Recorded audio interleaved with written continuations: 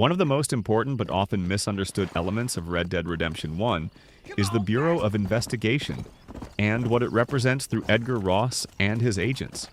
On the surface, the Bureau appears to be the force dragging John Marston toward his past, but narratively, it represents something much larger. The death of the Old West and the rise of a modern state that no longer needs outlaws, even reformed ones. The Bureau isn't evil in a cartoonish sense.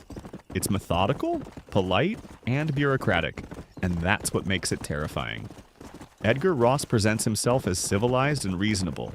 He dresses well, speaks calmly, and frames his demands as lawful necessity. But from the very beginning, it's clear that his deal with John is never meant to be fair. John is told that if he hunts down his former gang members, his family will be freed. What the game quietly shows is that Ross has no intention of honoring this agreement in the long term. John isn't being rehabilitated, he's being weaponized. The Bureau uses John's knowledge of the outlaw world to clean up loose ends from an era they consider obsolete.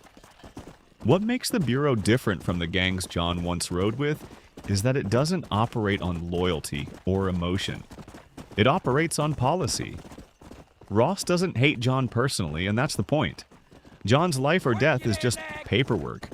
This reflects the historical reality of early federal law enforcement in the early 1900s, where agencies like the Pinkertons and the Bureau of Investigation helped centralize power, often using morally questionable methods in the name of order. The game mirrors this history accurately. These organizations weren't heroic, they were efficient. The Bureau's true nature becomes clearer as the story progresses.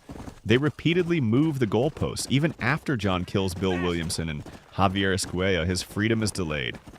He's sent to Mexico. Then he's told there's still work to do. Every task reveals the same truth. John will never be allowed to fully re-enter society. His past isn't something the Bureau wants forgiven. It's something they want erased along with him. Redemption, in the eyes of the state, doesn't exist. Ross's behavior at the end of the game confirms this. After John is allowed to return home briefly, the Bureau arrives not to arrest him, but to execute him. There's no trial, no second chance. John has outlived his usefulness, and the modern world doesn't need symbols of the old one lingering around. His death isn't personal revenge. It's institutional cleanup. This is why Red Dead Redemption is so tragic. John believes he's earning redemption through service, but the Bureau doesn't believe in redemption at all. It believes in closure. Order replaces honor. Law replaces morality.